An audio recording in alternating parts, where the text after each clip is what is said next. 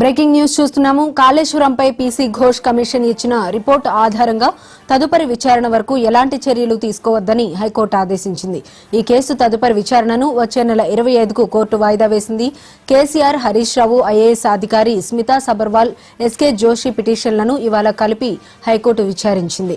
కేసీఆర్, హరీష్ రావు తరపున supreme court senior council సుందరం వాదనలు వినిపించారు. పిటిషనర్ల రిప్లై కౌంటర్ సమాధానం ఇచ్చేందుకు వ్యవధి కావాలని ప్రభుత్వ లాయర్ కోరారు.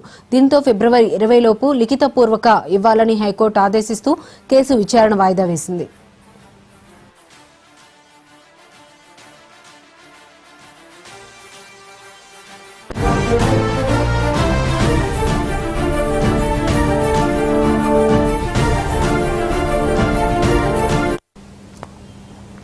కాళేశ్వరంపై పీసీ ఘోష్ కమిషన్ ఇచ్చిన రిపోర్ట్ ఆధారంగా తదుపరి విచారణ వరకు ఎలాంటి చర్యలు తీసుకోవద్దని హైకోర్టు ఆదేశించింది.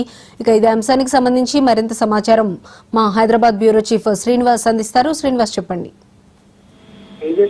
ఈ రోజు హైకోర్టులో కాళేశ్వరం పీసీ ఘోష్ కమిషన్ పైన విచారణ జరిగింది. మాజీ ముఖ్యమంత్రి కేసీఆర్, అదేవిధంగా మాజీ మంత్రి హరీష్ రావు, ఐఏఎస్ అధికారి స్మితా సబర్వాల్ వీళ్ళ మీద హైకోర్టులో విచారణ జరిగింది. వీళ్ళ తరఫున సుప్రీంకోర్టు న్యాయవాది సుందరం వాదనలు వినిపించారు. ముఖ్యంగా గతంలో అంటే ఈ కాళేశ్వరం ప్రాజెక్టులో వీళ్ళని దోషులుగా చిత్రీకరించినటువంటి ప్రభుత్వము దీని మీద విచారణ జరిగిందని చెప్పవచ్చు. దీనికి సంబంధించినటువంటి కౌంటర్ ను ప్రభుత్వం దాఖలు చేయాలన్నటువంటి సూచన కూడా చేసింది. కేసీఆర్, హరీష్ రావు తరఫున వాదనలు వినిపించడమే కాకుండా వీళ్ళ తరఫున రిప్లై కూడా కౌంటర్ చేసింది. రిప్లైకి రిటర్న్ సబ్మిషన్ కూడా ఇవ్వాలన్నటువంటిది హైకోర్టు ప్రభుత్వానికి సూచించింది.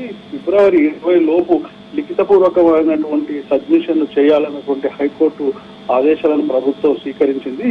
తదుపరి విచారణ 25కు వాయిదా పడింది తేజస్వి. అప్పటి వరకు వీళ్ళమైన ఎలాంటి చర్య తీసుకోవద్దన్నటువంటి హైకోర్టు సూచనలు కూడా చేసింది తేజస్వి. Thank you Srinivas.